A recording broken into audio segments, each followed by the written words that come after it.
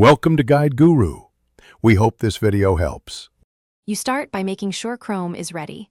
Update the browser so extensions install cleanly. Outdated builds can break permissions. Once done, sign into your Chrome profile so the extension syncs across devices. Next, open the Chrome Web Store or type Chrome Web Store in the address bar and press Enter.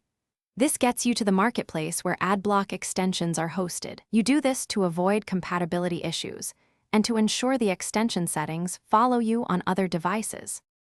You search for a reputable adblocker. Popular options are Adblock and uBlock Origin, because name recognition, ratings, and active users reflect reliability and maintenance. Once you pick one, click Add to Chrome. Pause to read the permissions it requests so you understand what the extension can access. After you confirm by clicking Add Extension, Chrome downloads and installs it. Look for the small icon at the top right. This status indicator shows installation success. If you plan custom filters, now is a good time to open the extension's options. You finish by configuring basic filters and whitelists. Pin the icon to the toolbar for quick access, open options, and enable recommended filter lists so common ads are blocked.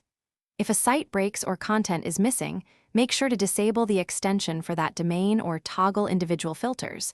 This preserves functionality without removing ad blocking globally.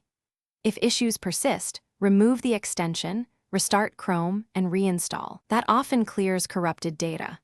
One troubleshooting tip.